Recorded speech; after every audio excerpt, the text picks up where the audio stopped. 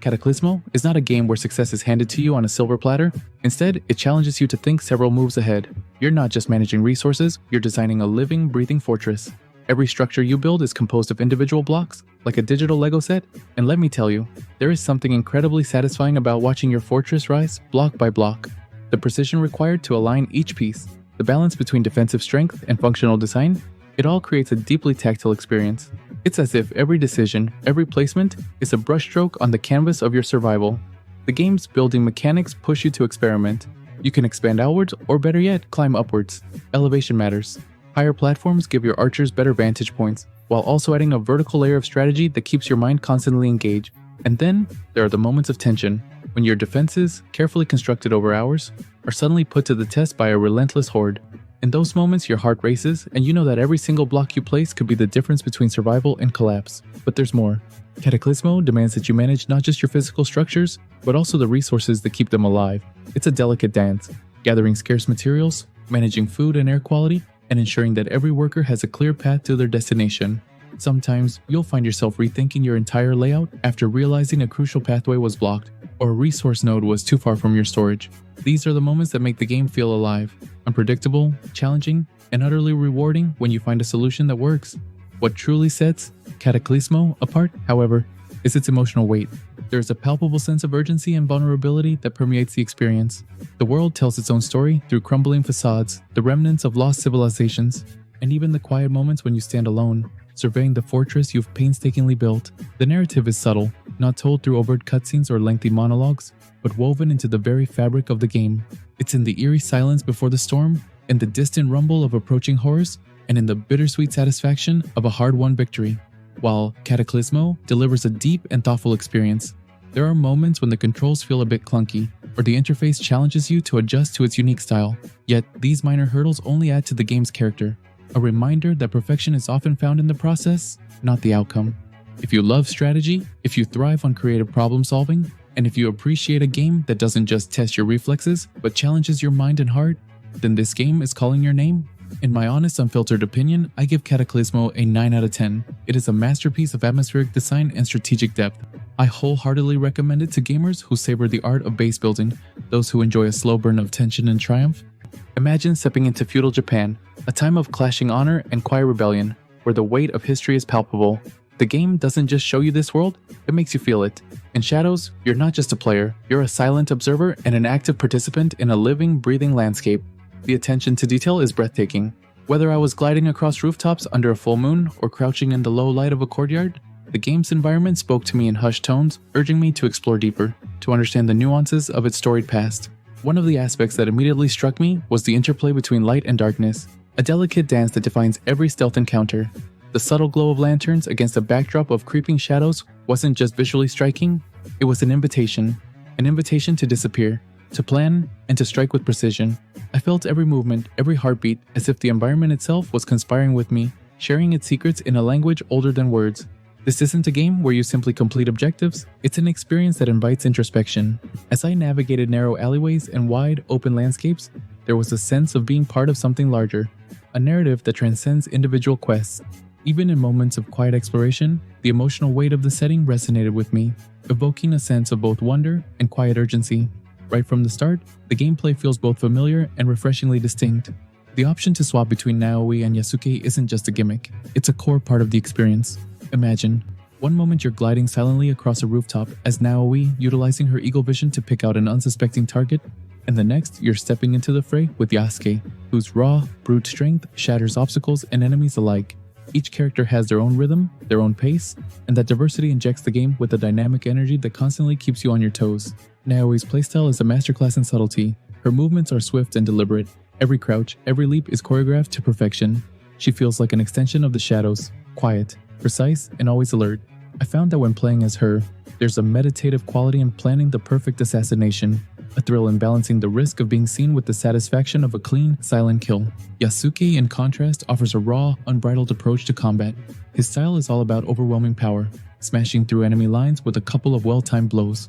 While his pace might seem slower, every attack he lands feels monumental. There's an almost primal satisfaction in watching enemies crumple under his relentless onslaught, even if it means sacrificing some of the finesse that Naoi brings to the table. The combat system itself strikes a deliberate balance between simplicity and depth. For those who prefer a more streamlined experience, there's a simplified combat mode that executes combos and special moves with fewer button presses. Yet, even in this mode, high-level adversaries remain a formidable challenge, demanding your full attention and precision. The interplay between light, precise strikes and heavy, forceful blows creates a rhythm that is both intuitive and deeply engaging. The story of Shadows unfolds gradually, and while it may not hit you in the face right from the start, it rewards patience with layers of subtle emotion and intrigue. I found that the narrative doesn't overwhelm you with constant exposition. Rather, it allows you to discover its secrets as you progress. The personal journeys of Naoe and Yasuke are interwoven with the tapestry of historical events, and even in quieter moments, when you're simply exploring ancient temples or wandering through moonlit villages, there is a palpable sense of history and destiny at play. Side content in Shadows is both abundant and varied, yet it never feels like filler.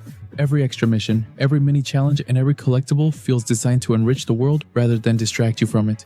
Whether you're meditating at a serene shrine or engaging in a brisk, adrenaline-pumping chase, these activities deepen your connection with the world without ever feeling repetitive. They encourage exploration, reward curiosity, and create a rhythm that perfectly complements the main storyline.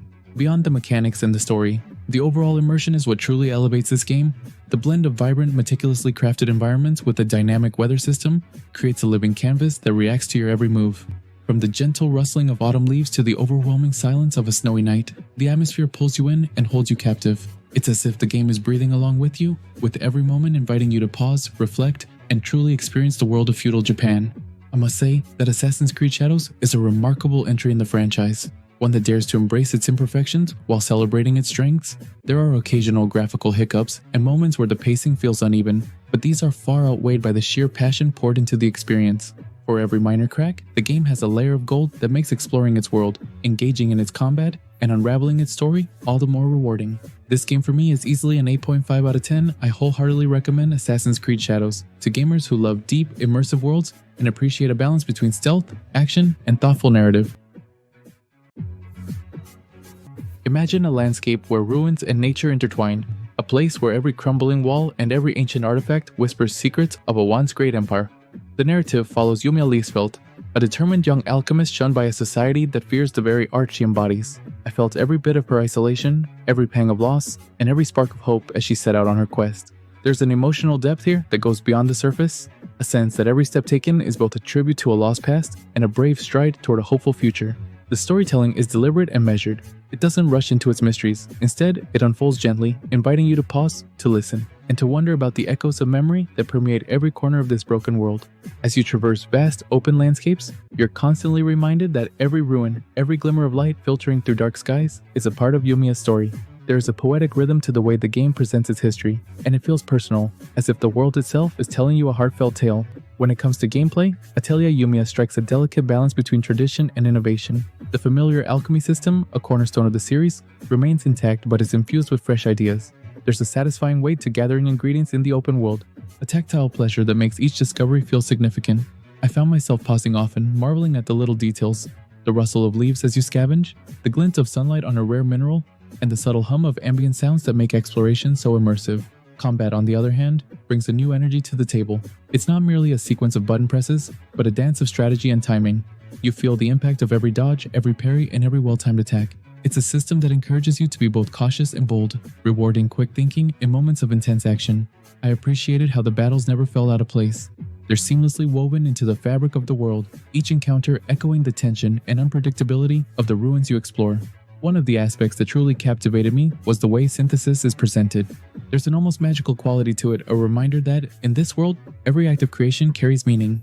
As you explore, you're not only gathering resources or engaging in combat, you're slowly uncovering layers of lore. There's a constant interplay between the tangible world and the intangible memories that haunt it. The game challenges you to connect the dots between what is seen and what is remembered, inviting you to piece together a narrative that is as intricate as it is evocative. I won't spoil too much of what lies ahead, but let me say this. Every element, from the expansive vistas and hidden corners to the quiet, personal moments shared with Yumiya and her companions, feels deliberately crafted to evoke emotion. The later battles in the game are especially memorable. The combat, with its blend of tactical timing and fast-paced action, continually challenged me to adapt and refine my strategy. It wasn't just about defeating enemies, but about understanding their patterns and using every available resource to turn the tide. One of the most striking aspects was how the game handled exploration in its vast open regions. Even after hours of roaming the diverse landscapes, there was always a hidden corner or a forgotten relic that hinted at untold stories of a once glorious civilization. I often paused to simply take it all in, letting the ambience wash over me. The interplay between light and shadow, between the remnants of a shattered past and the vibrant hope for a future, created an atmosphere that felt truly immersive. The synthesis system and base building mechanics, though not without their occasional rough edges, added layers of personalization to the experience.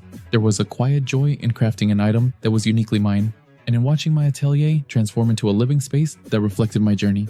Even when the system felt a bit overwhelming at times, it ultimately reinforced the game's core message. Creation and memory are intertwined, and both shape who we are. Atelier Yumiya, The Alchemist of Memories and the Envisioned Land is an 8.5 out of 10 in my book. I would wholeheartedly recommend it to gamers who enjoy narrative-driven experiences, open-world exploration, and a blend of strategic combat with creative crafting. If you appreciate a game that not only entertains but also makes you reflect on the interplay of memory, loss, and hope, then this is the title for you. Let me tell you about the gameplay. It's an intricate dance of strategy and reflex. The moment you start controlling Bel Cranel or Ayas Wallenstein, you realize that every encounter is a test of timing, precision, and courage.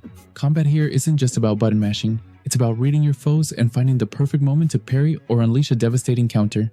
I was particularly impressed by the balance. The combat feels challenging, yet every defeat is a lesson that makes victory all the sweeter. The mini-boss battles in particular are crafted with such care. They push you to master the mechanics while rewarding your perseverance with new techniques and abilities. Beyond the thrill of battle, the game invites you to explore its richly detailed levels. Each stage is thoughtfully designed, offering puzzles that require both a keen eye and creative thinking. These aren't mindless obstacles. They're woven into the fabric of the game world, urging you to slow down, appreciate the scenery, and uncover hidden secrets. I found myself pausing often, not out of frustration, but in wonder, as I pieced together the lore and the subtle hints scattered throughout the environment. The narrative is where Full Land of Water and Light truly shines. Written by Fujino Omori, the story is as much a character as the heroes themselves. It takes place after the events of Season 5, and every dialogue and interaction feels genuine. The main story is fully voiced, which makes every emotional beat resonate deeply. Even the unvoiced sub-scenarios are crafted with care, inviting you to immerse yourself in the personalities of characters like Bel, Ayas, and even the supporting cast. There's humor, heartbreak, and a raw, compelling energy that makes you feel every victory and every loss. I must praise the visual presentation. The clean, 2D art style is nothing short of mesmerizing. The design of the menus and the user interface is both elegant and intuitive. There's a rare clarity in the way the game communicates its information and the aesthetic, reminding me of classic titles while feeling fresh and original. Adds to the overall charm. And then there's the music. Every track feels meticulously chosen, heightening the tension in combat and softening the edges in quieter, story-driven moments. It's a soundscape that guides your emotions without ever overpowering the experience. Playing Full Land of Water and Light is like being pulled into a living, breathing canvas of myth and modernity. There are moments when the technical challenge of the combat mirrors the emotional challenges of the characters, and that alignment creates a truly immersive experience.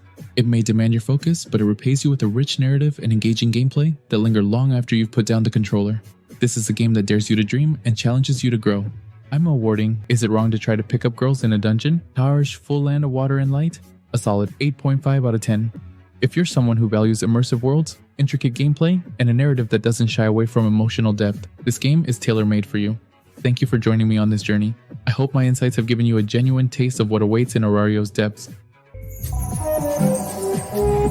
From the very first moment Twilight Monk casts the spell, the brushstroke-like art style is a feast for the eyes, each frame bursting with painterly detail. This world, ancient and mysterious, feels alive, not just in its environments, but in the way it invites you to move, to push forward, to uncover its secrets. Every area hums with its own personality. Mist-drenched temples, ruined cities lost to time, caverns that seem to breathe with the echoes of long-dead warriors. The soundtrack doesn't just accompany you, it becomes a second heartbeat, syncing with the tension, the wonder, and yes, the frustration. Combat in Twilight Monk is not a mindless hack and slash.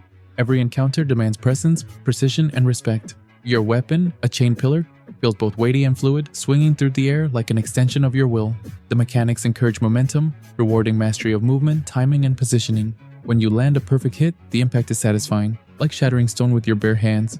But if you mistime a dodge, if you overcommit, the game punishes you swiftly. Enemies aren't just obstacles, they're puzzles with teeth. And the bosses, they are walls. Tall, unyielding, merciless. Each one forces you to learn, adapt, and sometimes, to fail. A lot. Exploration here is a reward in itself.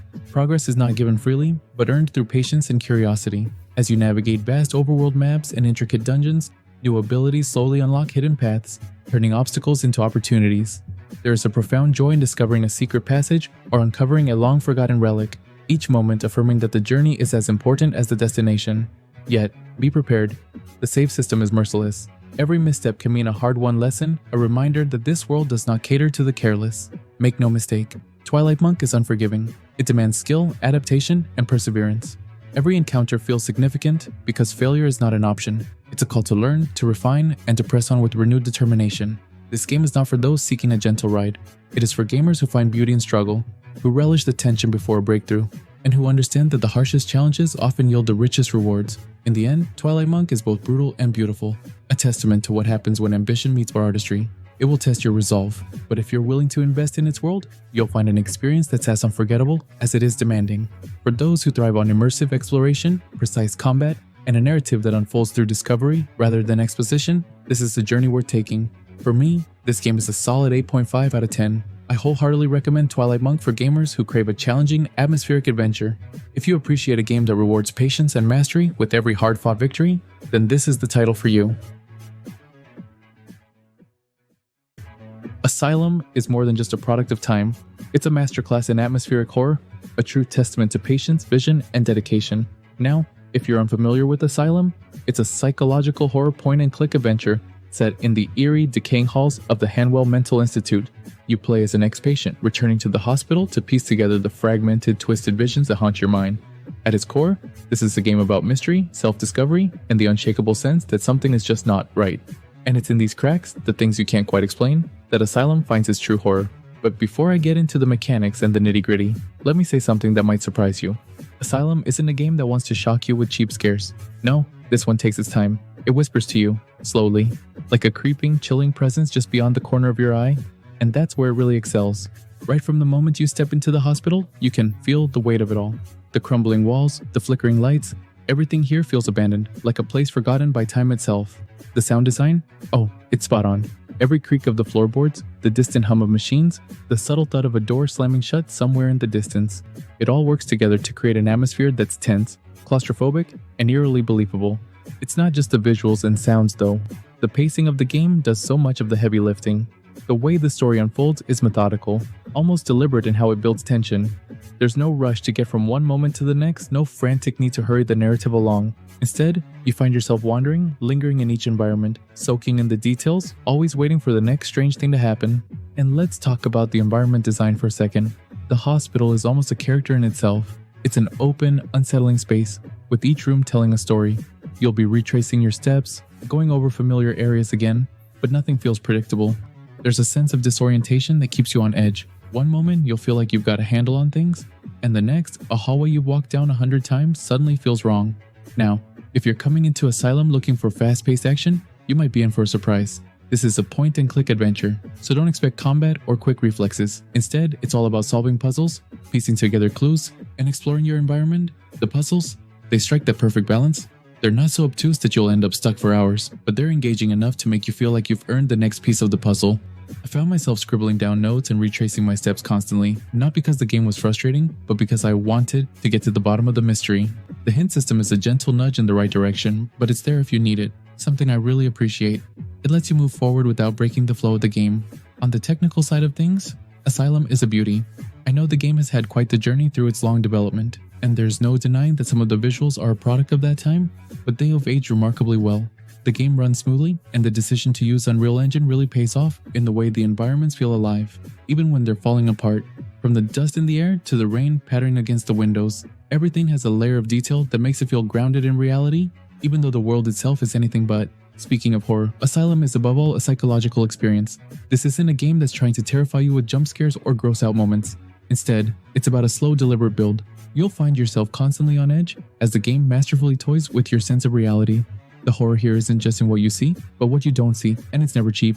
It always feels earned. So, after all these years of waiting, was it worth it? Absolutely. I'm giving Asylum a solid 8.5 out of 10.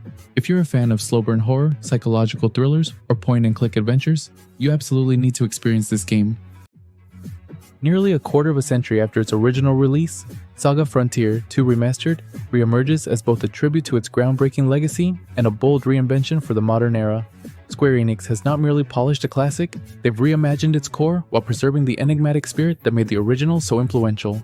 At the heart of this remaster lies its stunning visual overhaul. The game's signature hand-painted, watercolor-style backdrops have been brought into high definition, preserving the soft, evocative quality of the original while revealing intricate details once lost in pixelation. Character sprites, once humble and pixelated, now burst with crisp, hand-drawn charm. Their expressions and movements rendered with a refined clarity that feels both nostalgic and refreshing. Tomomi Kobayashi's iconic artwork adorns the title screen and in-game moments alike, while Kenji Ito's haunting piano and string score provides an emotional undercurrent that elevates every scene. Narratively, Saga Frontier 2 Remastered remains as audacious as ever. The game weaves together dual narratives: the politically charged journey of Gustav XIII, a displaced royal heir, and the more action-oriented, world-saving quest of Will Knights. This bifurcated storytelling approach is not merely a narrative gimmick, it is a deliberate design choice that invites players to explore a vast, interconnected world through multiple perspectives. New story fragments have been seamlessly integrated, expanding secondary characters' roles and enriching the lore without compromising the original's enigmatic feel. The non-linear structure, epitomized by the history choice system, challenges players to curate their own journey through a labyrinthine timeline, where every decision echoes through generations. Beneath its artistic veneer, Saga Frontier 2 Remastered is a masterclass in experimental game design. The core gameplay is an evolved version of the original's hybrid battle system, which artfully blends one-on-one duels with strategic party skirmishes. In combat, every encounter is a test of tactical acumen. Players must navigate a web of combo attacks, elemental affinities, and timing-based maneuvers. A notable innovation is the introduction of parameter inheritance, a system that allows characters to inherit stat growth from absent party members. This mechanic softens the original's punishing learning curve while offering deep customization, rewarding players who invest time in mastering the nuances of each character's abilities. Outside of combat, exploration is equally rewarding. The overworld is a sprawling mosaic of diverse environments. Each area, dungeon, and hidden passage is meticulously crafted to encourage curiosity.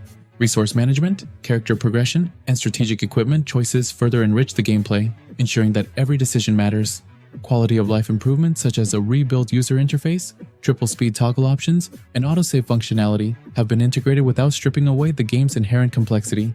Even whimsical additions, like the streamlined Dig Dig Digger minigame, preserve the original's quirky charm while reducing unnecessary tedium. Complementing the refined visuals is a soundscape that resonates with timeless melancholy and epic grandeur. For me, this game is an 8 out of 10. This game is essential for dedicated fans of classic JRPGs and for those who appreciate a deep, immersive narrative paired with challenging, experimental gameplay. It is particularly recommended for players who revel in artistic storytelling, intricate combat systems, and non-linear exploration. If you're a gamer drawn to titles like Chrono Trigger or Vagrant Story, or if you simply enjoy delving into rich, multifaceted worlds where every decision carries weight, then Saga Frontier 2 Remastered is a must-play experience. However, be prepared for a steep learning curve and occasional frustrations. The game rewards those with patience and a passion for true, unvarnished RPG design. From the very moment the chains are broken and General Kazan is set free, the first Berserker, Kazan establishes itself as a relentless, unforgiving action RPG. The narrative unfolds in the shattered remnants of the Pale Lost Empire. Kazan, once celebrated for slaying the notorious Berserk dragon Hismar, is betrayed by his own empire. Branded a traitor, his arms are cruelly crippled, and he is cast into exile. Fate, however, intervenes when a freak avalanche sets him free. In a twist of dark destiny, Kazan is possessed by the enigmatic Blade Phantom, a horde of netherworld spirits that endows him with supernatural power in exchange for a partnership. This pact sets him on a quest for vengeance against the very empire that spurned him. While the story is a familiar tale of betrayal and retribution, it's told with a refreshing straightforwardness. Unlike many Souls-likes that obscure their lore in cryptic item descriptions and vague dialogue, Kazan's narrative is laid out in clear, albeit occasionally predictable, chapters. The early stages focus on world building and the gradual disintegration of the Empire, though some may find this first half a bit sluggish. Fortunately, as the plot deepens in the latter half, the narrative picks up with emotionally charged confrontations and unexpected twists that lend genuine weight to Kazan's quest for redemption. At its core, the first Berserker, Kazan delivers a combat experience that is as challenging as it is rewarding.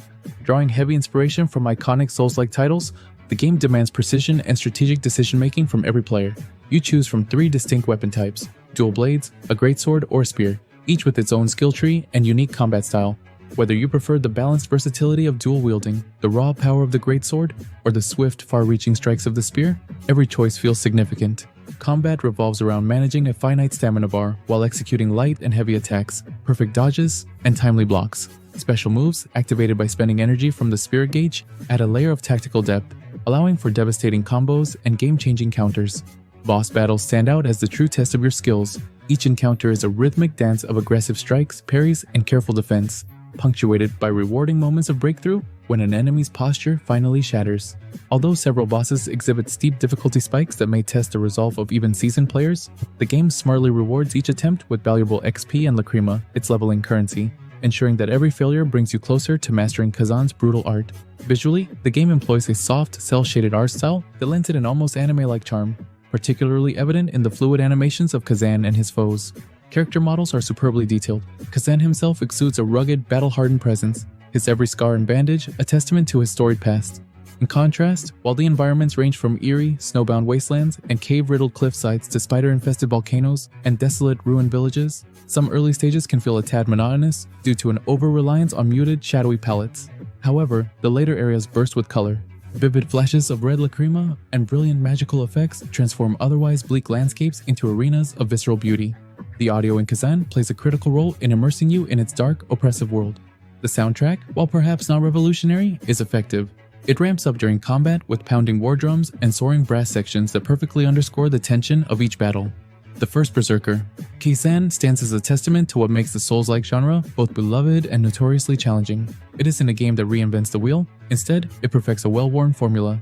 Its narrative may lean on familiar tropes, and its early pacing occasionally falters, but these minor shortcomings are far outweighed by the raw, kinetic thrill of its combat and the satisfaction of its meticulously designed boss encounters. The deep RPG mechanics, including a robust skill tree system and extensive gear customization, ensure that no two playthroughs are exactly alike, inviting both newcomers and veterans to experiment and find the build that best suits their playstyle. For me, this game is an 8 out of 10 if you're a fan of challenging skill-based action RPGs with an unflinching commitment to brutality and precision. The first Berserker, Kazan, is a must-play. What is this place? Karma: The Dark World takes place in an alternative history version of East Germany, where a powerful entity, Leviathan Corporation, enforces strict surveillance and mind control. We step into the shoes of Daniel McRober, an agent Leviathan equipped with groundbreaking technology that allows him to dive into memories of the accused. Through a blend of espionage, psychology horror, and deep narrative themes, this game unravels a tale filled with betrayal, loss, and the fragile nature of memories. The premise may sound familiar, an all-seeing corporation hiding sinister secrets, but Karma sets itself apart with the immersive world building.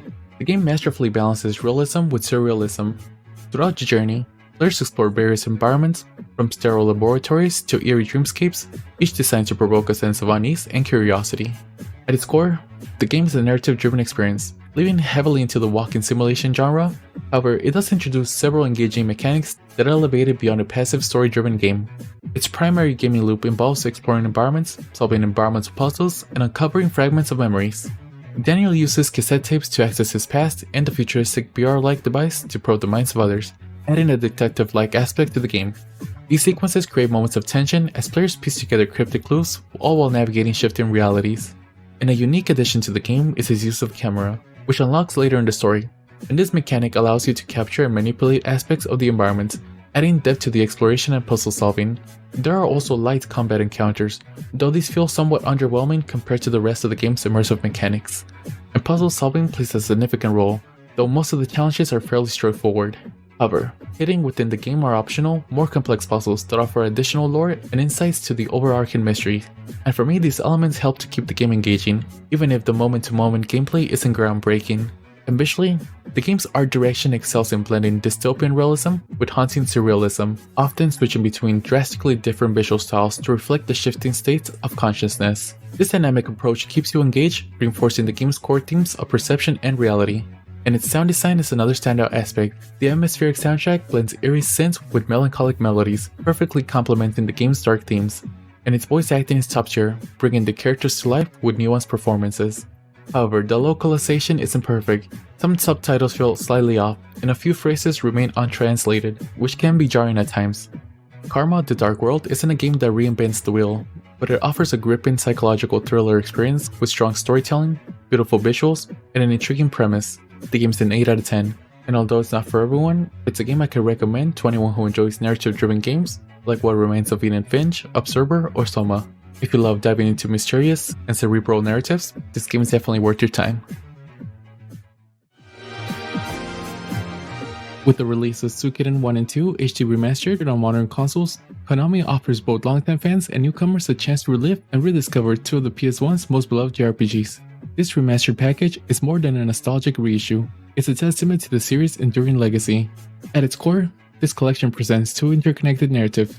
The first game follows a young noble, the son of a renowned imperial general, whose journey from the ranks of an imperial army to the leader of a burgeoning rebellion against a corrupt regime sets the stage.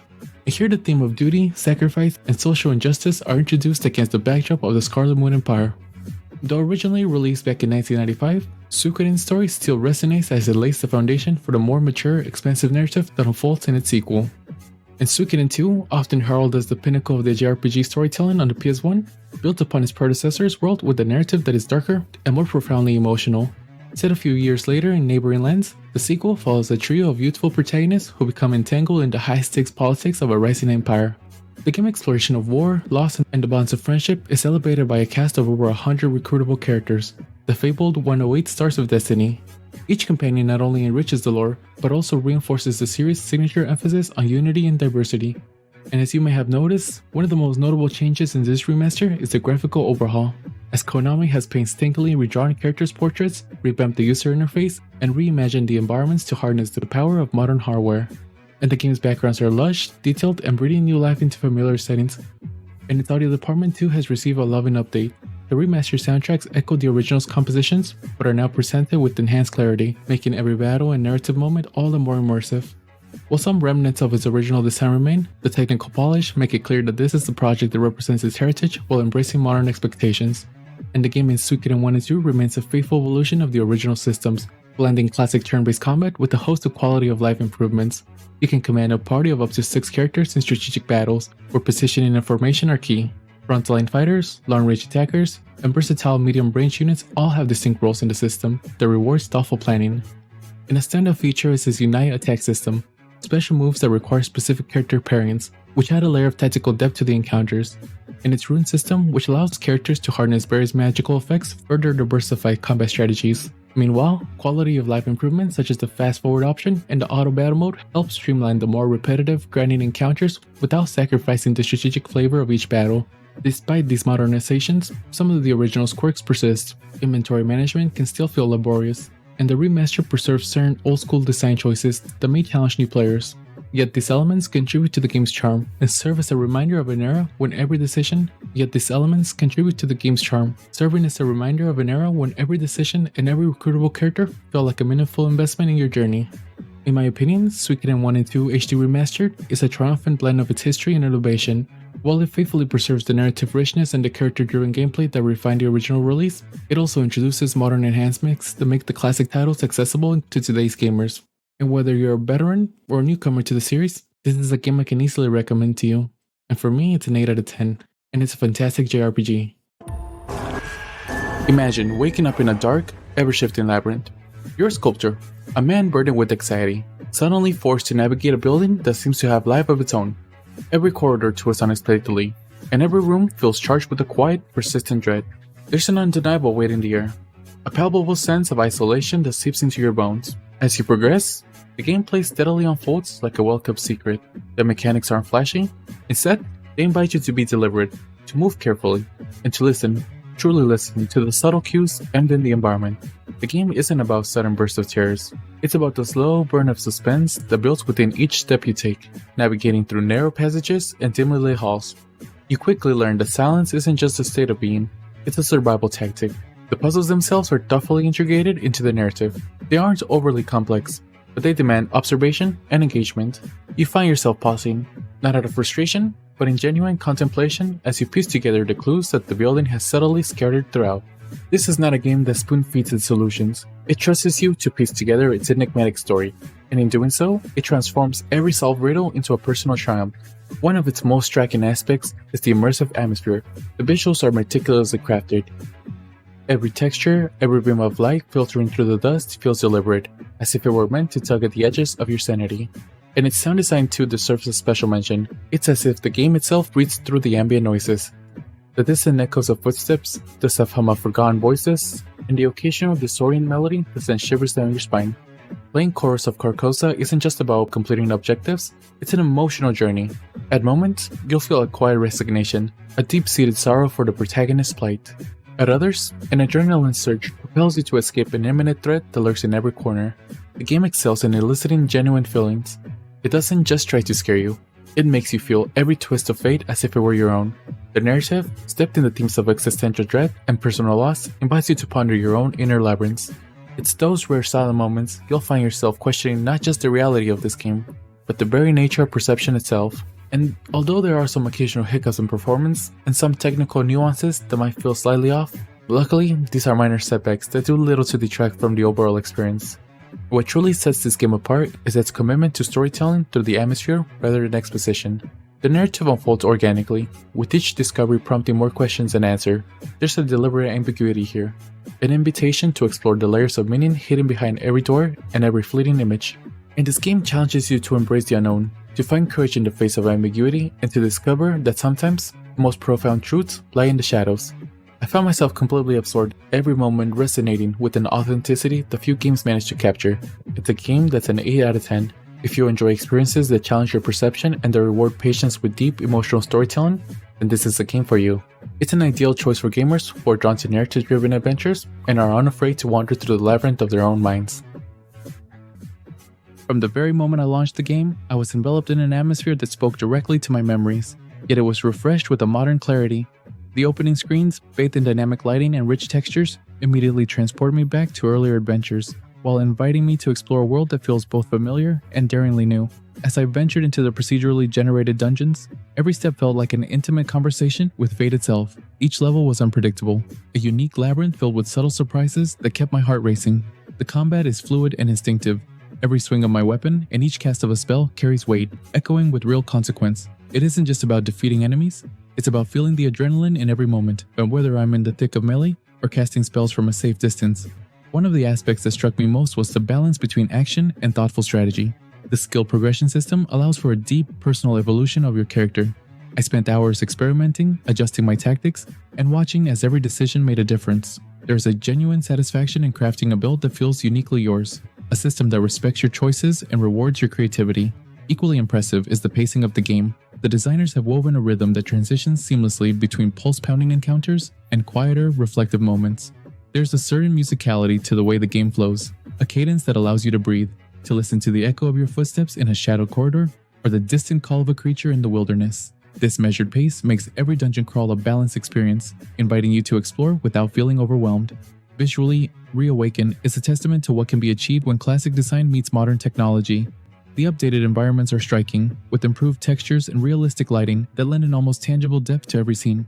Whether I was wandering through dreary, forgotten ruins or basking in the gentle glow of a reimagined town, the visuals were consistently immersive, drawing me deeper into the game's soul.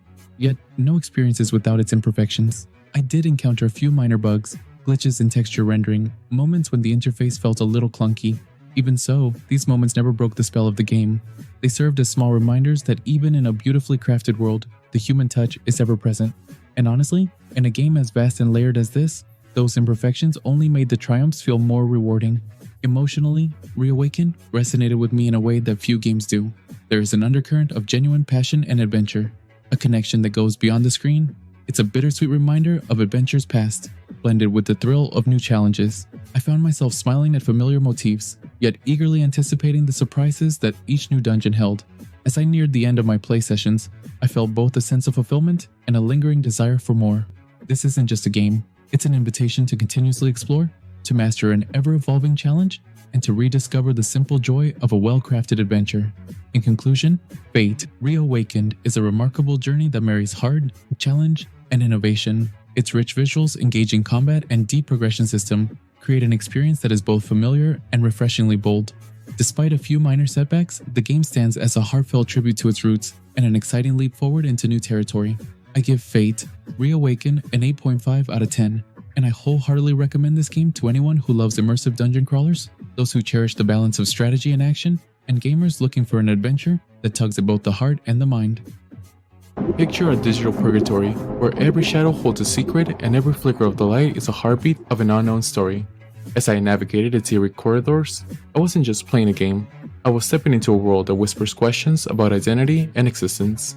The gameplay here is deliberate, almost meditative. It's not about fast puzzles or rapid-fire action, but about the slow burn of curiosity. Each click feels like a conversation with the game's hidden depths. I found myself pausing to truly absorb the weight of every choice, every interaction, as if I were piecing together fragments of my own thoughts. In Centum, progress isn't measured by speed or efficiency, it's measured by the emotional imprint each discovery leaves behind. Centum's narrative unfolds in layers, obscure at times, yet never dull. It challenges you to question reality without spoon-feeding answers. The dialogue dances between clarity and mystery, inviting you to linger on each word. I experienced moments of genuine introspection, where I question not only the game's reality, but my own. It's as if the game is a mirror, reflecting the very essence of what it means to be a human in a world of relentless digital echoes.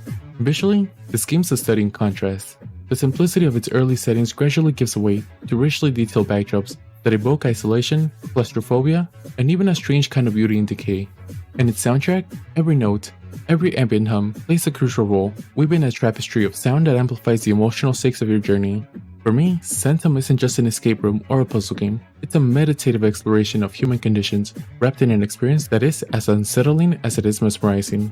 For those who seek more than ordinary gameplay, those who dare to venture into the realms of existential mystery and surreal adventure, this game offers a deeply personal voyage, and for me, it's an 8.5 out of 10. I wholeheartedly recommend it to gamers who crave immersive, thought-provoking narratives and are willing to embrace the unconventional. Imagine waking up inside a cold metal bunker with no memory of your past and only the echo of distant warnings guiding you. That's how Atomfall begins, a moment of raw vulnerability and uncertainty. As you step out into the sunlit remains of what was once a thriving British countryside, you immediately feel the weight of isolation, the chill of abandonment, and yet, a spark of hope. It's as if the game whispers, "There's a story here, waiting for you to unravel it." The world of Atomfall is unlike any other I've encountered. Set in a quarantine village in northern England, the environment is lush and vivid. Every blade of grass, every rusted sign, and every crumbling building tells a tale. The developers have managed to create a setting that feels both eerily familiar and utterly alien. You wander through winding country lanes, past weathered stone walls, and quaint deserted pubs, all the while piecing together fragments of a larger mystery. The sense of discovery is tangible. Every exploration feels like uncovering a hidden chapter of a forgotten history. What strikes me the most is the game's narrative structure. Atomfall doesn't hold your hand. Instead, it gives you a series of enigmatic clues, or leads, that slowly build a tapestry of intrigue. One moment, you're in a quiet village square, conversing with a wary local. The next, you're deep in an underground tunnel, the sound of your footsteps echoing against cold concrete. This organic approach to storytelling makes every decision feel consequential, and every interaction laden with potential meaning. It's an investigative journey where your curiosity is both your compass and your guide. Combat in Atomfall carries its own distinct flavor. It isn't flashy or overly complex, but it is deliberate, and it demands a measured approach. You're not a hyper-powered warrior, you're a survivor, someone who must balance caution with boldness. Whether you're engaging in a tense standoff in a dimly lit corridor or stealthily bypassing a group of hostile figures, each encounter is a reminder that danger is always lurking. The feel of each weapon, from the weight of a shotgun to the precision of a bow, is satisfying, grounding you in the reality of this treacherous world. Even when things get hectic, the deliberate pace of combat forces you to think, to plan, and ultimately, to overcome adversity through both strategy and skill. The immersion in Atomfall is second to none. The sound design, the ambient music, and the carefully crafted voiceovers all work in harmony to draw you into the narrative. There is an authenticity to the dialogue that makes every conversation feel personal, as though you're speaking with real people who have their own hopes, fears, and secrets. The subtle British humor and dry wit, woven through moments of tension, offer brief respites from the constant uncertainty. It feels like you're not just playing a game, you're living a story. As you progress, the freedom to choose your own path is liberating. Atomfall challenges you to explore, experiment, and sometimes to embrace the consequences of your choices.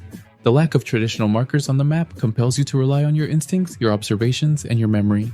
It's a design decision that might frustrate some at first, but for those who relish a truly open-ended adventure, it's a refreshing departure from the norm. There are moments of quiet reflection when you stand in the midst of a forgotten ruin, and you can't help but feel a profound connection to the world around you. These are the moments when Atomfall transcends its genre, inviting you to slow down and appreciate the subtle details. The way light filters through dense foliage, the distant murmur of voices, the the gentle rustle of leaves. It's in these quiet interludes that the game truly speaks to you, urging you to look beyond survival and search for meaning in a shattered landscape. Atomfall is a game that dares to be different, a game that rewards curiosity, patience, and a willingness to embrace uncertainty. It may not offer endless action or relentless combat, but it gives you something far more precious, a genuine, immersive experience that stays with you long after you finish playing. It's a game that challenges you to think, to explore, and to feel every moment as if it were uniquely your own. I'm proud to give Atomfall a solid 8 out of 10. I highly recommend it to gamers who love exploration, narrative depth, and a bit of mystery, especially if you enjoy taking your time to uncover every secret hidden within a game's world. If you're someone who thrives on immersion and appreciates the art of storytelling through gameplay, Atomfall is definitely worth your time. I discovered Wonderstop as a quiet gem amid a sea of conventional cozy games, a place where the daily grind of a tea shop management intertwines with the inner tumult of a once unyielding warrior. In this game, you assume the role of Volta, a fighter renowned for her undefeated streak, whose ambition finally led to her unexpected, almost poetic collapse. What struck me was the seamless melding of routine and revelation. As Alta's sword grew impossibly heavy and her confidence wavered, the game gently nudged her and me towards introspection. At first glance, the mechanics appeared deceptively simple. I spent my time tending to a magical clearing, cultivating vibrant plants, and harvesting tea leaves with a methodical precision that, in its own right, exudes a serene charm. The tea making process is an intricate dance, navigating a whimsical design machine with a ladder on a swivel, transferring water between bowls, and ultimately assembling a blend that isn't just a beverage, but a narrative device itself. Each cup, meticulously crafted, serves as both a reward for my efforts and a catalyst for Alta's reflective journey. And this game radiates a certain gentle elegance. There is no relentless timer looming over each task, no pressure to meet arbitrary deadlines, which allowed me freedom to explore, experiment, and even lose myself in the quiet details of the tea shop. Transitional moments where clearing resets and Alta confronts her inner struggles felt like a carefully curated interlude, which invites you to pause, reflect, and absorb the emotional weight of relentless ambition and the need to rest. While the overall experience is deeply immersive, I did encounter moments where the gardening mechanics and the resource management burst on being tedious. Yet these are more ripples on the surface of what is an otherwise brilliantly composed narrative and gameplay experience. Complementing the visual and mechanical charm is a soundscape that delicately balances electronic and acoustic melodies. The vibrant hand-drawn aesthetics and the soothing background music craft an environment where magic and introspection harmonize.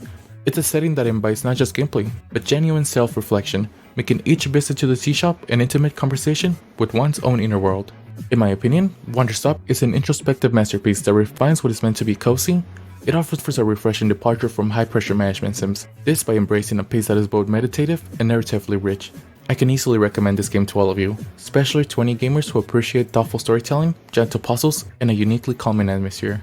It's a game not only for those seeking to escape reality, but to understand a piece of themselves along the way, and it's an 8 out of 10 for me. In this game, you transform a small urban apartment into a lush green haven, one carefully arranged plant at a time. Every level unfolds like a delicate chapter in a personal memoir, where each detail carries emotion and a whisper of nostalgia. From the very first moment, the mechanics draw you into a world where light, humidity, and the subtle interplay of plant relationships become a soothing puzzle. I found myself deeply immersed in the challenge of placing each plant in just the right spot, a process that was both meditative and engaging.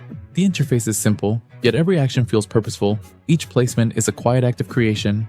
As you progress, you unlock chapters that trace the journey of a life, rendered with soft, handcrafted visuals and a warm color palette. The narrative, though understated, resonates with honesty, inviting you to reflect on personal growth, choices, and the tender moments that shape our lives. The game's soundtrack is a gentle companion throughout, its melodies perfectly echoing the serene atmosphere of your digital sanctuary. What struck me most is the emotion embedded in every corner of Urban Jungle. It isn't loud or overbearing. Instead, it gently nudges you to appreciate the little things. Whether it's the comforting rustle of leaves or the satisfying purr when you pet the cat, the game creates moments of genuine connection. There's a palpable warmth in the way it handles its narrative, a reminder that sometimes beauty lies in simplicity. Now, while the experience is largely delightful, there are moments where the controls feel a bit unpolished. At times, objects might not behave exactly as you expect, and a few minor glitches can interrupt the flow. However, these are fleeting and do little to diminish the overall charm of the experience. Urban Jungle is a cozy, heartfelt experience that invites you to pause and find beauty in the everyday. It's a solid 8 out of 10, and I highly recommend this game to anyone who loves thoughtful, meditative gameplay and enjoys the art of creating a personal space, especially if you're looking for a respite from a hectic world. Whether you're a fan of creative simulation, or simply someone seeking a peaceful digital retreat, Urban Jungle will leave you with a lasting sense of calm and a smile on your face. Imagine watching a comic strip come alive before your eyes, where each frame has been carefully illustrated and every cutscene feels like a page turned in an epic saga. I found myself pausing just to let the beauty of the imagery sink in before plunging back into the action. Now, let's talk gameplay. The combat is fluid, at times almost balletic. You can feel the weight of every strike as you navigate through intricately designed levels. There's a raw intensity in the hand-to-hand battles that makes your heart race, and the game's sound design only deepens that sense of urgency. Yet, I have to admit, there were moments when the controls felt a bit unpolished, moments that briefly pulled me out of the immersive experience. However, these small hiccups were outweighed by the sheer thrill of executing a perfectly timed combo, or dodging an enemy attack in the nick of time. The narrative may be straightforward, but it carries a surprising depth. Whether you choose to play as the Phantom or his partner, Diana Palmer, the storyline resonates with themes of legacy, sacrifice, and the eternal battle between good and evil. The dramatic, full-screen cutscenes, each lovingly animated frame by frame, invite you to reflect on what it means to be a hero. In these moments, the game isn't just about combat, it's about heart, about the enduring myth of a character who has inspired generations. For those who thrive on teamwork, the 2-player co-op mode is a revelation. Playing alongside a friend transforms the experience into a dynamic dance of strategy and shared triumph, where every victory feels all the sweeter. It's not just a game, it's an invitation to forge unforgettable moments with someone who shares your passion for classic, arcade-style adventures. In conclusion, The Phantom is a beautifully crafted homage to the golden age of comics, blending hand-drawn art with pulse-pounding arcade-style combat. While it has its occasional rough edges, the emotional resonance and immersive visuals more than make up for any minor frustrations. My final score for The Phantom is 7 out of 10. I would recommend this game to anyone who loves a strong narrative wrapped in a visually stunning package, as well as to gamers who have a soft spot for classic beat-em-up action. If you're a fan of immersive art, relentless action, and a story that tugs at the heartstrings, then this is one journey you shouldn't miss. Right off the bat, Inaya, Life After Gods does something that immediately pulled me in. It sets the stage with a world that feels alive. The game takes place in a post-apocalyptic landscape, filled with crumbling ruins, overgrown vegetation, and an unsettling presence of bugs. Big ones. It's one of those settings that feels strange but familiar, and for some reason, I found myself just wanting to be there, to roam through this strange, vibrant, dangerous world.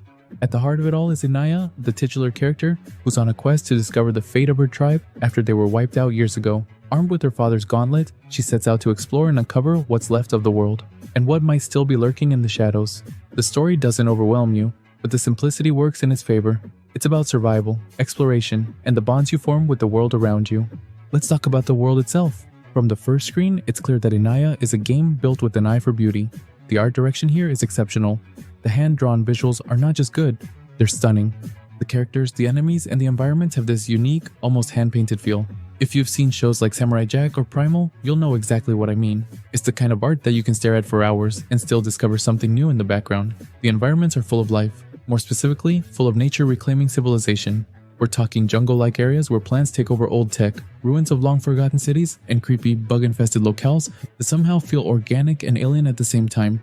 Each area has its own distinct feel, and navigating them is as much about soaking in the details as it is about advancing the plot. It's a world that invites you to explore every nook and cranny. The combat system is fluid and fast, with a focus on swapping between 3 distinct weapons on the fly. The gauntlet gives you access to a pair of blades, a set of fists, and a flail. Each weapon has its own set of abilities, giving you multiple ways to approach any situation. The blades are fast and fluid, great for quick strikes and parrying, while the fists are all about speed and shields, allowing you to tank damage and recover health. The flail is slower, but it hits like a truck and can absorb enemy projectiles. The weapon swap mechanic is intuitive and lets you feel like a real combat matter as you chain attacks and abilities in rapid succession. But it's not just about fighting. Inaya mixes in traversal and puzzle solving with its combat. The weapons themselves serve as mobility tools, each granting you new ways to reach otherwise inaccessible areas. The air dash, wall climb, and ledge grab are all tied to your weapon progression, and as you unlock more tools, the world begins to open up. There's a real sense of empowerment here as you gain more abilities and start zipping around the environment like you own the place. However, let's not sugarcoat everything. The traversal mechanics do have their quirks. The early game feels a little frustrating, especially when you don't have all the weapons. Some of the platforming can be tricky because you can't grab ledges unless you're using specific abilities at specific spots, and the sheer size of the rooms can lead to some awkward backtracking. You'll spend a lot of time running through areas you've already explored, and in the early stages, this can feel a bit tedious. It's not that the game doesn't make up for it, it absolutely does. Once you have all the weapons and abilities at your disposal, The sense of freedom and fluidity in movement is unmatched. You start feeling like a force of nature, effortlessly hopping between platforms, dashing through enemies, and solving puzzles with ease. But those early moments can be a little bit of a slog. The music and sound design deserve a special mention as well. The soundtrack perfectly complements the atmosphere of Anaya, Life After Gods. From the haunting melodies in the bug-infested regions to the more intense, high-energy tracks during boss fights, the music sets the tone and adds an extra layer of immersion. It's the kind of soundtrack you don't just hear in the background, you feel it in your bones. The voice acting, however, is a bit of a mixed bag. Some of the performances can sound a little flat, especially during the more dramatic moments. It's not terrible, but it doesn't quite live up to the standards set by the visuals and music. It's a game that has so much to love, but also some significant hurdles. It's a 7 out of 10 for me, and I would absolutely recommend Ainaya, Life After Gods to fans of Metroidvania titles who don't mind a little bit of trial and error, especially those who appreciate art-driven worlds, deep combat systems, and a game that rewards exploration. Insoi is the latest life simulation offering from Krafton, and it aims to challenge the long-reigning monopoly of The Sims. One of this game's strongest suits is its character creation mode, as players can fine-tune almost every facial and body detail using a sophisticated color wheel reminiscent of classic Sims 3 tools. The system allows you to adjust your hair, skin tone, eye color, and even entire textures down to the minute detail, making you feel like a mini fashion designer. The makeup options are especially impressive. However, while the customization tools are deep, they are also rigid. Your character's looks remain static across different outfits, limiting the potential for dynamic style changes. And for those who relish on the art of interior design, Insoi's build and buy mode is a dream come true, as once you've mastered a somewhat cluttered and intuitive interface, decorating your dream home becomes a meticulous and gratifying experience. Every element, from the wood grain of your furniture to the fabric of your pillows, can be tailored to your liking. This level of detail may captivate players who see decorating as a core gaming experience. But the gameplay is a mixed bag. On paper, the concept is compelling. A fully autonomous simulation where your characters, known as Sois, live out realistic lives influenced by advanced AI. Unfortunately, the execution leaves something to be desired. Unlike The Sims, where unpredictability and chaotic interactions adds a layer of charm, here, the Sois tend to be overly passive. Despite having full autonomy, they rarely initiate engaging interactions on their own. Whether you're trying to cultivate friendships or spark romance, you'll often find yourself micromanaging every detail. Additionally, the in-game time moves at a glacial pace. Even with the super speed options, progress can feel tediously slow. These issues detract from what should be a vibrant and immersive open-world experience, making the gameplay feel more like a chore than a dynamic simulation of life. But this game does impress with its ultra-realistic visuals, though some performance hitches do crop up. Occasional bugs such as slow assets loading, disappearing objects, and graphical glitches can break immersion. For me, Insoi stands as a promising, albeit imperfect entry into the life simulation genre. Its standout features, robust character customization, and detailed building mechanics offer a refreshing alternative to the often monetized and static experiences provided by the long-established franchises like The Sims. However, the gameplay itself feels underdeveloped with limited anonymous interactions and a sluggish pace that undermines the intended realism. The game's a 7 out of 10. And it's not a game I could recommend to everyone, but it's a game I can recommend to simmers and creative players who enjoy character design, interior decorating, and experimenting with advanced customization tools. If you're a fan of The Sims, but are tired of exorbitant DLC prices and static gameplay, then Insoi could be a refreshing alternative. AI Limit is a bold new entry in the Souls-like genre, and casts you as Orisa, an immortal blader awakening in the grim depths of a sewer with no memories of her past. And this game plunges you into a post-apocalyptic world where humanity teeters on the brink of extinction, and the environment itself, dominated by a pervasive, almost obsessive presence of mud, plays a central role in both the narrative and the aesthetic. While the storytelling might feel cryptic at times, relying on environmental cues and sparse dialogue to piece together its lore, this approach creates an immersive atmosphere reminiscent of classic Souls-like storytelling. The narrative isn't the game's strongest suit, but its subtle hints and haunting visuals manage to draw you into a decaying world filled with mystery, where every ruined corner of Haven's Well tells a story. Moving on to its gameplay, AI Limit takes the core elements of Souls-like and reimages them in intriguing ways. One of its standout innovations is the removal of traditional stamina and weight systems. Instead, this game introduces a sync meter, a mechanic that rewards you for well-timed attacks. Every successful strike increases your sync meter and boosts your damage output, while taking hits and using special abilities drain it, adding an element of risk and reward reminiscent of early Souls-like design like Demon Souls. Additionally, the game features a unique frame system, which allows you to tailor your defensive style, be it through blocking, parrying, or even gaining temporary piercing abilities, further encouraging experimentation with combat styles. Although combat is relatively generous with its timing windows, making it more accessible for newcomers, some may find that the overall experience lacks the punishing precision and high stakes that define the genre's more challenging entries. And visually, AI Limit doesn't shy away from its commitment. The art style channels a strong anime aesthetic, drawing comparisons to titles like Code Vein, with fluid character animations and meticulously designed enemy models that give even the most grotesque foes a touch of unexpected elegance. The environments, while thematically dominated by earthy muddy tones, are surprisingly varied, from claustrophobic subterranean tunnels to vast floating cityscapes over tranquil lakes. The audio design complements the visuals well, but the haunting soundtrack that sets the mood, though the voice acting sometimes falls short, delivering a performance that can feel a bit flat compared to the game's ambitious visual narrative. As with many ambitious projects from emerging developers, AI Limit shows signs of being rough around the edges. There are occasional issues with the controls, responsiveness, and environmental cues that aren't as clearly marked as one might hope, leading to more frustrating moments like missing vital shortcuts or interacting with important objects. And bugs such as invisible enemies and sporadic glitches also momentarily disrupt the flow of the game. However, these technical hitches are somewhat expected given its ND pedigree and are balanced out by the sheer creativity of this play. AI Limit is an intriguing and refreshing take on the Souls-like formula. It may not deliver the polishing high-stake challenge of genre juggernauts like Dark Souls or Elden Ring, but it carves its own niche with innovative mechanics like Synth Meter and the Frame system, alongside an immersive world steeped in unique, muddy aesthetic. The game's relatively forgiving difficulty make it an excellent introduction for newcomers to the Souls-like genre, while its atmospheric design and experimental systems will likely appeal to fans looking for a fresh perspective. For me, this game's a 7 out of 10, and I can recommend it to players who enjoy Souls-like experiences but are seeking something more accessible and stylistically distinct. If you're a fan of anime aesthetics, appreciate innovative gameplay twists, or simply want to dip your toes into the challenging waters of Souls-like combat without the extreme punishing difficult, then AI Limit is definitely a game I can recommend to you. For those who demand a relentless, high-stake challenge found in the big-budget titles of the genre, you might find AI Limit to be too forgiving, but as a gateway title or a budget-friendly experiment in dark atmospheric storytelling, it stands out as a commendable effort.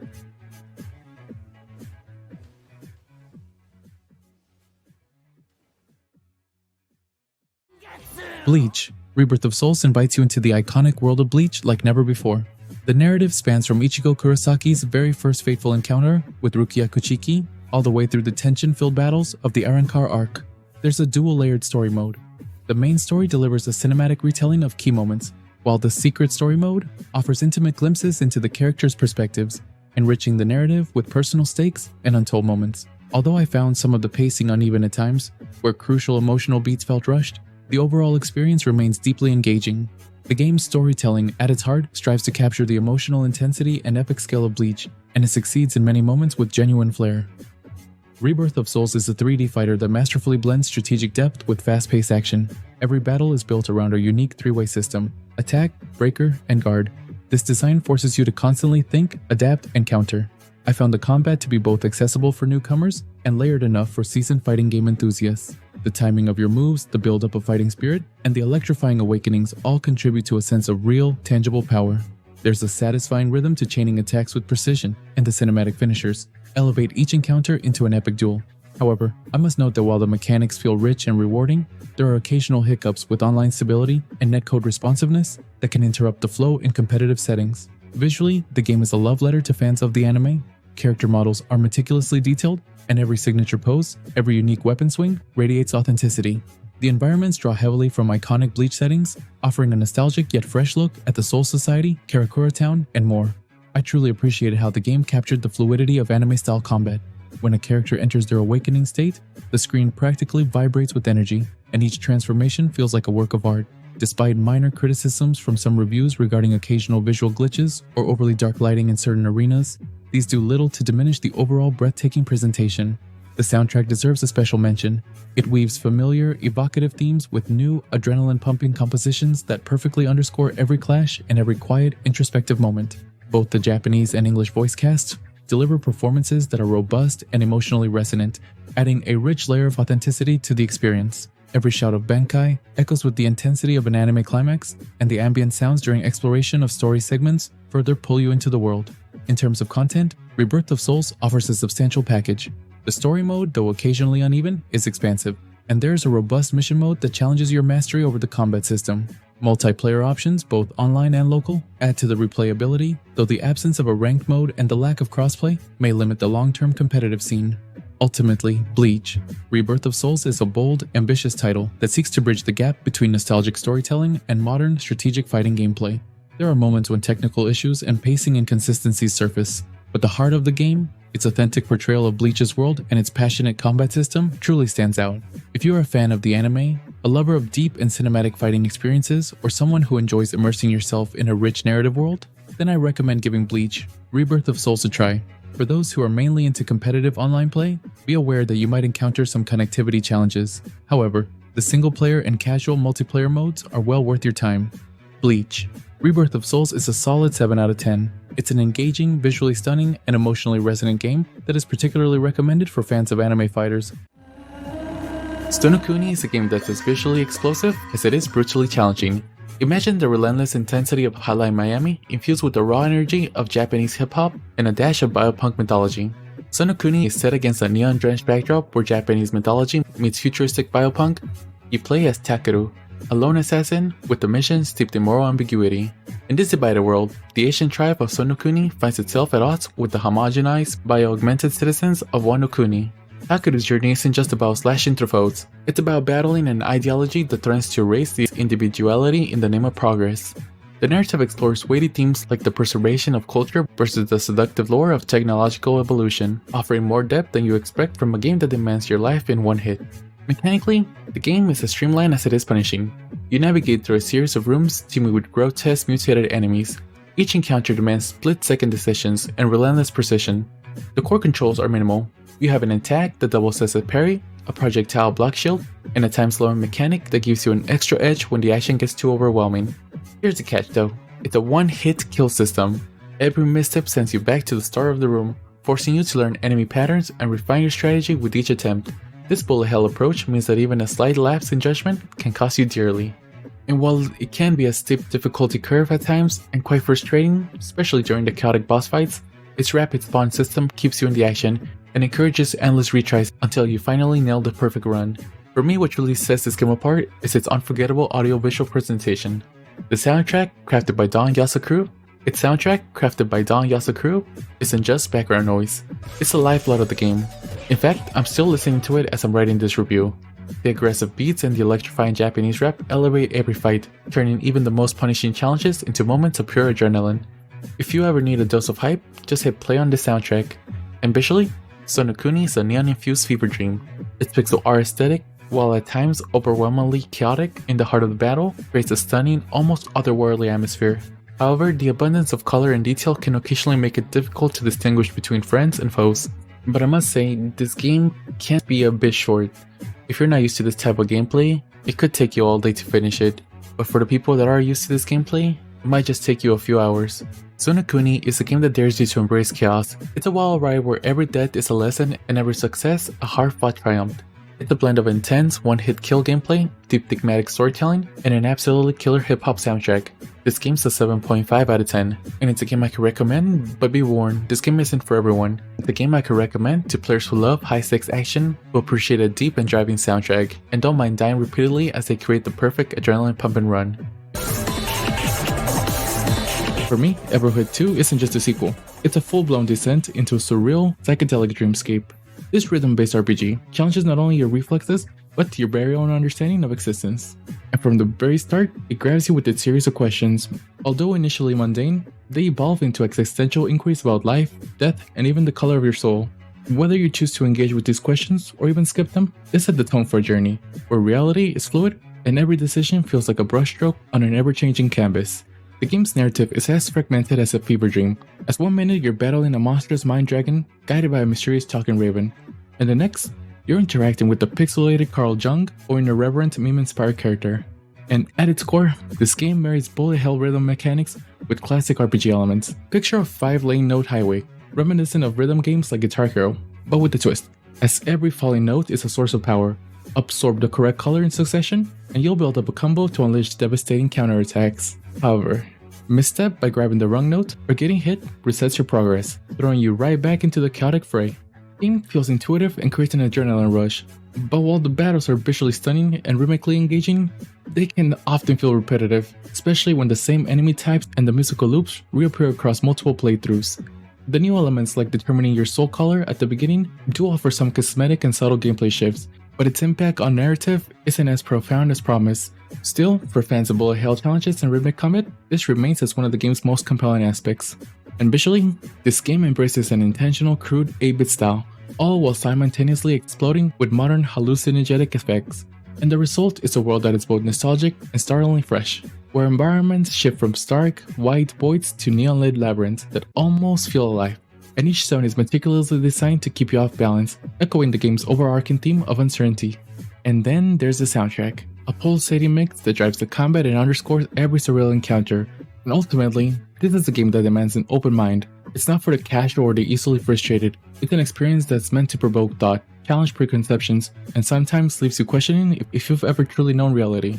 In my opinion, Everhood 2 may not deliver a seamless sequel to its predecessor, but it does offer an unforgettable ride, a fusion of chaotic rhythmic gameplay and an existential storytelling that's as maddening as it is mesmerizing. And it's a game I can recommend to all of you. It's a 7.5 out of 10, so if you want a short but good indie game at the moment, this might just be the one for you. Look at yourself. You failed. Utterly. The plague mutated too quickly. From the first moments, I felt the weight of the bachelor's journey. You step into the shoes of Daniil Dankovsky, a doctor haunted by his own relentless pursuit of immortality. The game doesn't simply show you a town under siege by the mysterious sand plague, it makes you feel it. Every decaying alley, every desperate cry, and every whispered secret is etched into your mind. It is not merely about survival, it is a deep exploration of what it means to confront one's inner demons in a world falling apart. The storytelling is refreshingly non-linear. As you navigate through fractured timelines, the game gently insists that every choice matters. You examine patients, piece together their histories, and diagnose illnesses with an attention to detail that is both challenging and deeply rewarding. It is a game that rewards careful thought and introspection. I found myself pausing, reflecting on the decisions I made, knowing that even the smallest choice could alter the fabric of the narrative. Pathologic 3, Quarantine does more than present a series of mechanics. It immerses you in a unique kind of tension, a delicate balance between despair and determination. The new investigative medicine system is not just a gameplay element, it is a narrative device. Each diagnosis, every interaction, feels like a brushstroke painting the bachelor's troubled soul. The mental state of your character is as critical as his physical well-being, and managing this inner turmoil adds a profound layer of strategy to the experience. The visuals are striking in their bleak beauty. The town, though segmented into distinct districts, feels alive with its own rhythm and decay. Fast travel, while a departure from what some might expect, underscores the sense of dislocation in this fractured world. There's an art to the way the narrative unfolds, inviting you to explore not just the city, but the deepest corners of the bachelor's psyche. It is a bold, challenging experience that dares you to confront discomfort, and in doing so, it redefines what a narrative-driven game can be. In conclusion, Pathologic 3, Quarantine is a brave experiment, a game that isn't afraid to demand introspection and critical thought. I awarded a 7.5 out of 10. I highly recommend this experience to gamers who crave immersive narratives, psychological depth, and a genuine challenge. If you are drawn to games that test your resilience and invite you to ponder the nature of existence, this is one journey you should not miss. Sugardew Island, your cozy farm shop, invites you into a uniquely tranquil world where stress, time limits, and complicated management systems are intentionally stripped away. This title is inspired by the nostalgic charm of the Nintendo DS Harvest Moon titles, and it promises a laid-back, intimate experience that lets you simply unwind. And from the moment your character washes ashore on an abandoned island, you're drawn into a narrative of lost harmony and the gentle challenge of restoring life to a forgotten island.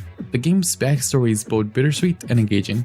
Once a thriving heaven where humans, animals, and forest folk coexisted in perfect balance, Sugardew Island fell into ruin when greed led to the felling of the revered Harmony Tree. And with the delicate ecosystem shattered, nature itself pushed its denizens away. And now, as the lone human survivor, your mission is to rekindle the lost balance. You'll start off with nothing and gradually restore the island's vitality by nurturing the land, rekindling relationships with its quirky inhabitants, and ultimately reviving the Harmony Tree that once symbolized unity and growth.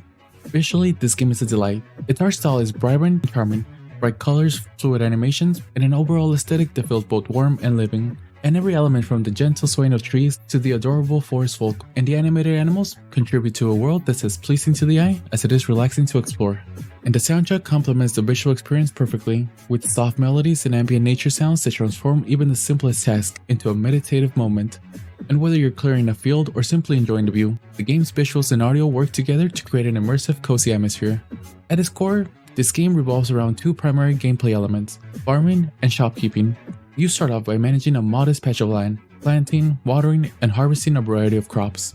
But unlike many traditional farming sims burdened with the rigid time constraints, this game intentionally removes pressure and allows you to progress at your own pace.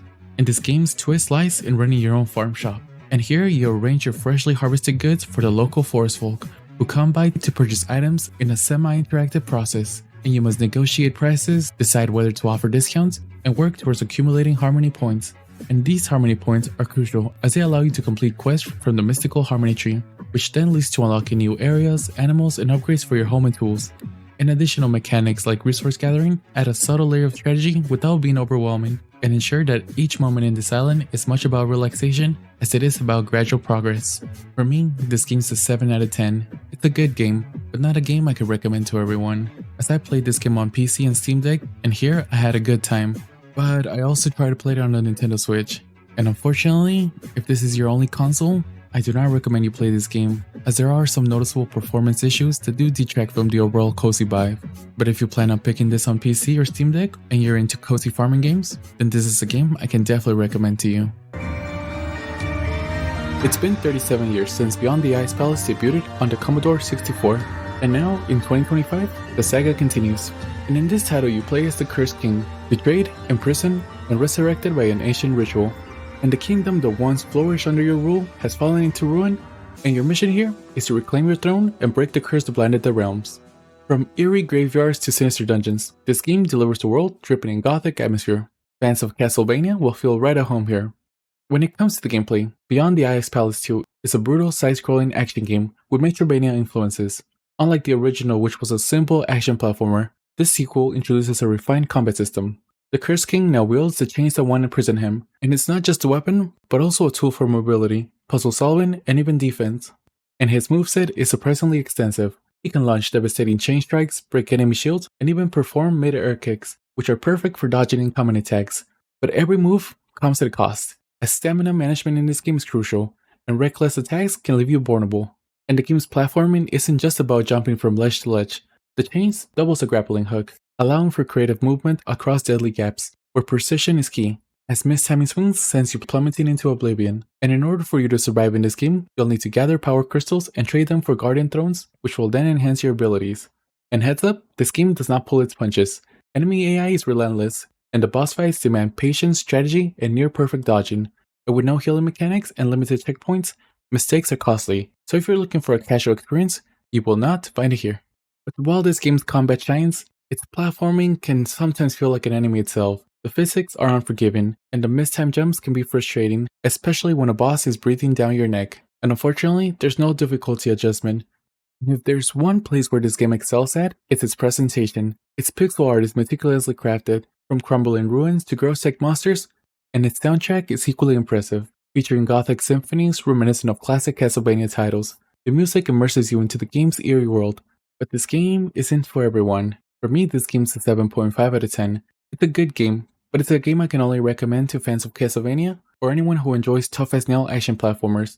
Its combat is deep, its role is captivating, and its soundtrack is unforgettable.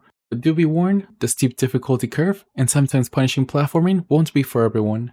So if you're feeling brave, this game might just be the one for you. Once upon a time, there was a cafe, just like any other. From the moment you enter the cafe, you're enveloped by an atmosphere that is equal parts nostalgic charm and modern sophistication. The game's setting, a mystical cafe where every cup, every potion holds a secret, sets the stage for a truly immersive experience. With a hand-drawn 2D art style that brings every detail to life, the environments burst with personality.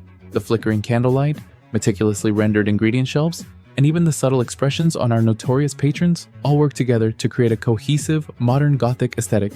Each Disney villain, from the calculating Cruella de Vil to the enigmatic Ursula, is reimagined with contemporary flair, making them feel both familiar and refreshingly new.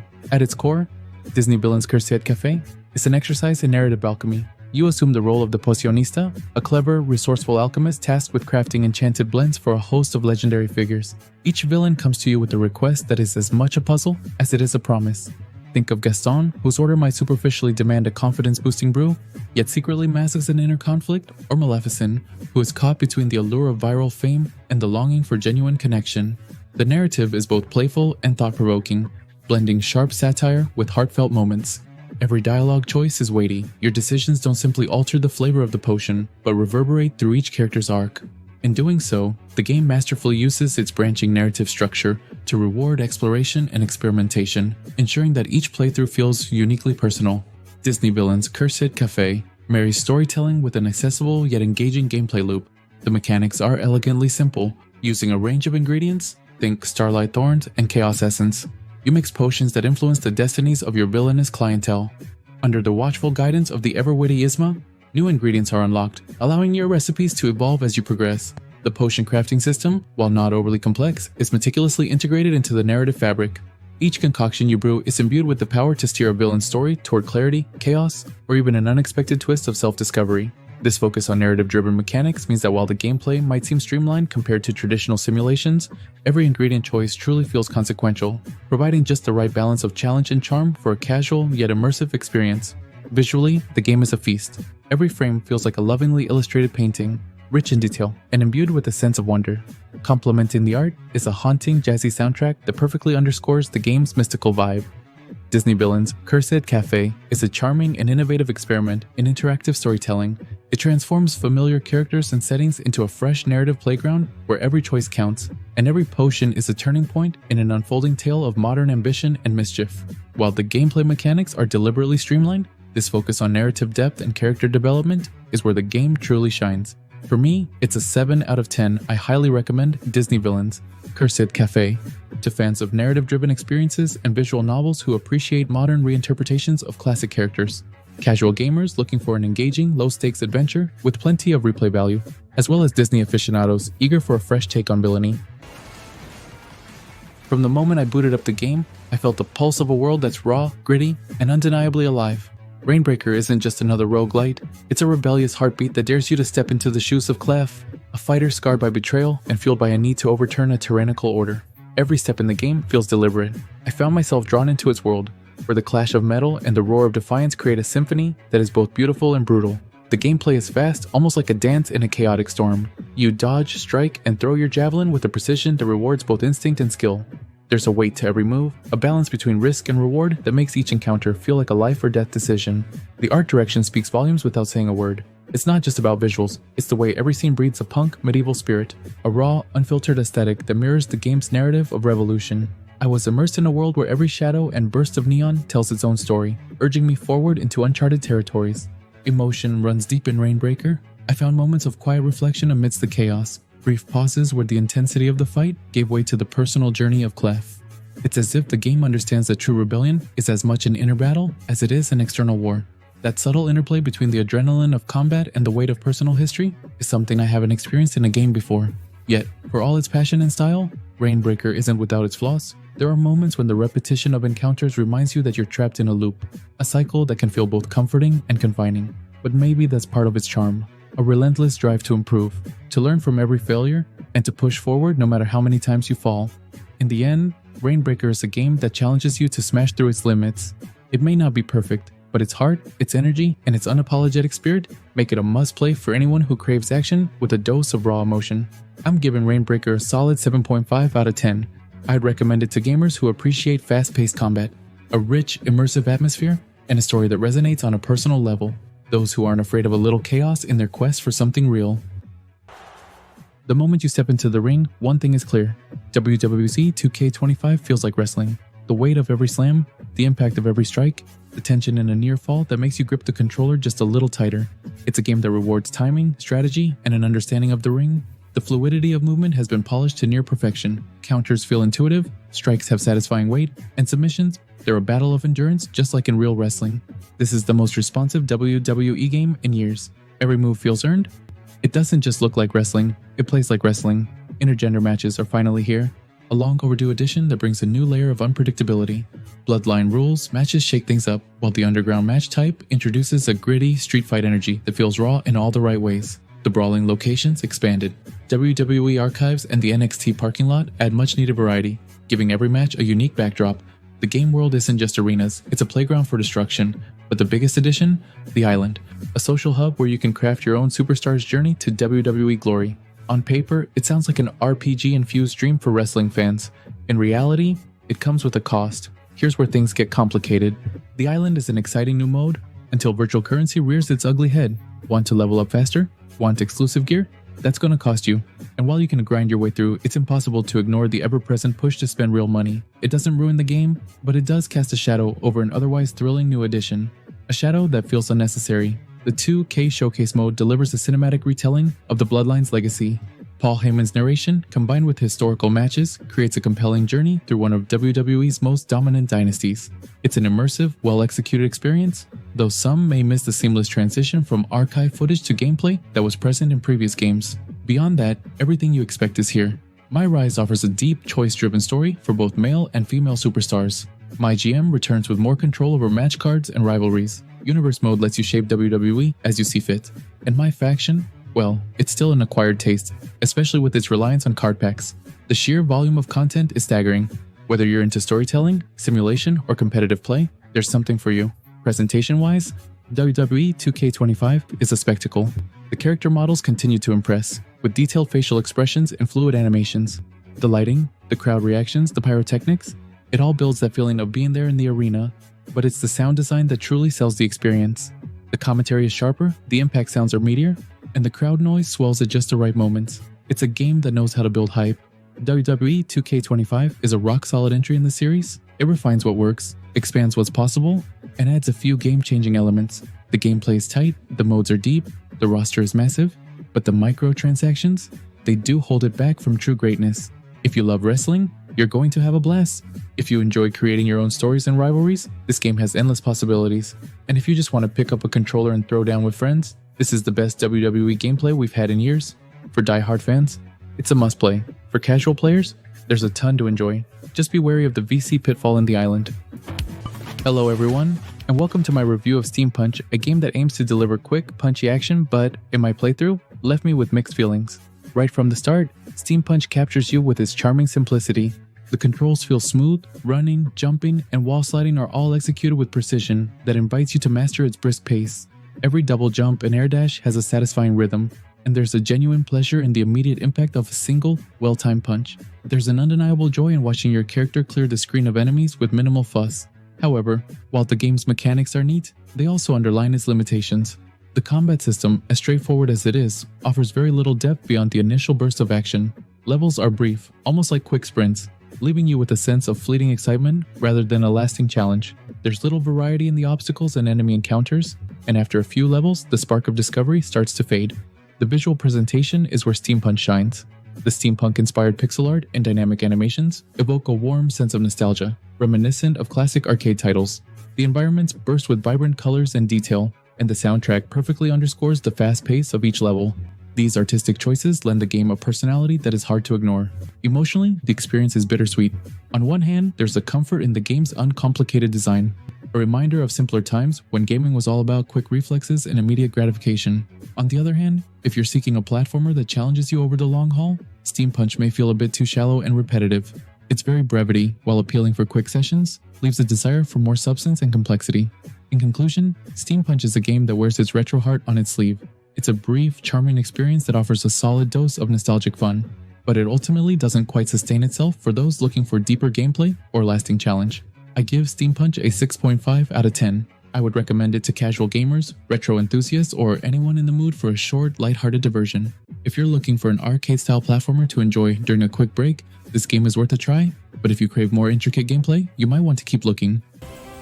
Today, I'll be reviewing Witchroydvania, a magical girl's fantastical adventures.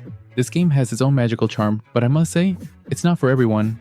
Playing as Lily, a determined mage in training, I stepped into a world that sparkles with whimsical beauty and brisk indie energy. Every corner of its vibrant landscapes feels handcrafted, like a miniature adventure designed with care. Yet, this conciseness means the experience is more of a quick, impactful burst than an endless odyssey. The combat is methodical and rewarding, each carefully charged spell and every precise dodge contributes to a genuine sense of accomplishment. I found the challenge stimulating, though sometimes the difficulty spikes can interrupt the flow, reminding you that this game caters to those who appreciate a measured pace and a bit of trial and error. It demands patience, and that deliberate rhythm may resonate deeply with fans of short, indie titles, while leaving others wanting a more expansive narrative. Visually, the game is a delight. The art style is both nostalgic and modern, a blend that wraps you in a warm, almost tactile charm. Yet the compact nature of the adventure occasionally feels limiting. The world, though beautiful, hints at possibilities that aren't fully explored. It's an experience best savored in small, concentrated doses. In conclusion, Witchroydvania is a delightful, if brief, magical journey. I'm scoring it a 7 out of 10. I recommend this game to those who love concise, indie experiences, gamers who enjoy a punchy, stylistically rich adventure, and appreciate the art of challenge in smaller doses. For anyone else looking for an expansive, deep narrative, this might not be the perfect match. I approached Myrmidon with a blend of anticipation and skepticism, a curiosity fueled by its promise of a co-op puzzle platformer that marries the tactile charm of stop-motion animation with a daring, dual-perspective gameplay experience. As I stepped into its miniature diorama world, I found myself immersed in an environment where creativity and technical ambition intertwine, albeit not always harmoniously. In this game, one player assumes the role of the meticulous animator, navigating a first-person view to rearrange and manipulate intricately crafted set pieces. The other, playing as the agile puppet, traverses a vibrant third-person world, performing acrobatic feats designed to overcome the obstacles the animator has set. This duality offers a unique cooperative mechanic. It challenges both spatial awareness and teamwork, demanding that each player synchronize their actions to progress through a series of inventive puzzles. What struck me immediately was the game's artistic vision. The visuals evoke the magic of classic stop-motion films. Each level feels like a living diorama, brimming with meticulous detail and imaginative flair. The contrasting perspectives between the animator and puppet create a dynamic interplay, promising moments of genuine wonder as you witness the world from two distinct vantage points. However, beneath the surface of this creative triumph lies a litany of technical flaws that frequently shatter the immersive experience. The controls, which ideally should feel intuitive, instead often respond with a frustrating rigidity that breaks the fluidity of gameplay. Glitches are not mere occasional distractions, they are pervasive, manifesting in unexpected crashes, persistent desynchronization between cooperative partners, and critical moments where the game halts altogether. The absence of a save system further compounds the issue. With progress easily lost to unforeseen bugs, the game forces players into a punishing trial by fire, where every mistake means restarting an arduous section of meticulously designed levels. Although I appreciate the bold ambition behind this experimental structure, the execution leaves much to be desired. Ultimately, Myrmidon is a study in contrast. Its conceptual brilliance and artistic execution ignite the imagination, yet its technical shortcomings pull the experience into a state of disarray. For me, the journey was as much a lesson in the power of visionary design as it was a testament to the necessity of rigorous polish. Myrmidon holds a captivating promise, a unique co-op adventure that could redefine puzzle platforming through its innovative dual perspectives. Yet, in its current form, its technical instability and control issues undermine what could be a revolutionary experience. I award Myrmidon a 6 out of 10. I recommend Myrmidon to adventurous gamers who revel in experimental co-op experiences and are willing to embrace its rough edges. It will particularly appeal to fans of creative indie projects and those who appreciate artistic innovation, even if it comes with a side of technical chaos. For players seeking a flawlessly polished game, however, patience for future updates is advised. On paper, Dollhouse Behind the Broken Mirror offers an intriguing premise. Guide the amnesiac Melissa D'Amour through a series of eerie locations to piece together her lost memories. However, in execution, this blend of psychological horror, puzzle solving, and linear exploration falls short on several fronts, leaving a fragmented experience that lacks the fear, flow, and cohesive we've come to expect from modern horror games. This title introduces Alyssa D'Amour, a famous singer who wakes up in a mental hospital, struggling to recall any details about her past after meeting with a mysterious doctor who suggests an experimental drug to aid her memory recovery. Alyssa embarks on a journey back to her family's decaying mansion, the D'Amour Manor, which only hints at the twisted legacy awaiting Alyssa. The plot attempts to weave a tale of amnesia, mystery, and family secrets, and horror elements surrounding the cursed dolls, clowns, and the creepy figures. The unsettling setting feels ripe from a gothic narrative, yet it falters in delivery. A major issue is the lack of dialogue from Alyssa herself. Throughout the game, she remains silent, which distances the player from the character's emotional journey. This lack of interaction creates a void that makes the story feel somewhat disconnected from the player. Adding to the discomfort is the inconsistent dialogue and the awkward pacing. When Alyssa does have conversations, specifically with the doctor, it feels stilted and incomplete. And the camera work, meant to heighten the dramatic tension, is instead distracting, as it frequently swings in and out of frame without any clear reason. And at its core, this game is a mix of puzzle solving, exploration, and horror elements. However, the execution of these mechanics leaves much to be desired. The puzzles themselves are frequently frustrating, and there's little context to the puzzles, and the lack of clear instructions make it unnecessarily difficult. One of the more irritating aspects of this game is how the puzzles never build up upon each other. The learning curve is essentially non-existent, with each puzzle being completely standalone and offering no connective tissues to the rest of the gameplay. In combat, a critical aspect of some horror games is perhaps the weakest point of this game. The enemies, including the creepy dolls and the monstrous figures, never truly feel threatening. Their slow, predictable movements and the lack of variety makes them feel like a nuance rather than a challenge. And players are given plenty of ammunition, which removes any sense of danger, making combat encounters feel more like unnecessary interruptions, with the only exception being the clown, who introduces a chase sequence. However, this moment feels out of place and is quickly abandoned. Also, the pacing of the game is another major issue. Objectives are often introduced without context, leading to moments of confusion where the player is expected to chase down a goal that they have no knowledge of. And in terms of environmental design, this game misses the mark. While the village and the amusement park setting may have potential, they feel incredibly disjointed from one another. The narrative attempts to tie these locations together, but the aesthetic differences between them are too pronounced to create a cohesive world. Additionally, the visual design often feels outdated. The game's graphic and character models lack the polish needed to create a truly immersive atmosphere. And the sound design is another area where for me this game falters. Early on, there's an obnoxious deep bass that seems out of place and quickly becomes headache-inducing, and its ambient sound fails to enhance the horror elements, and in some cases they even detract from the immersion. This is a game that tries to do too much and ultimately fails to execute on any of its promises. Its game puzzles are poorly designed, its combat is uninspired, and its environmental and sound design struggle to create any kind of horror atmosphere. This game is a 4 out of 10, and it's a game I cannot recommend to any of you, as this game will leave you frustrated rather than happy.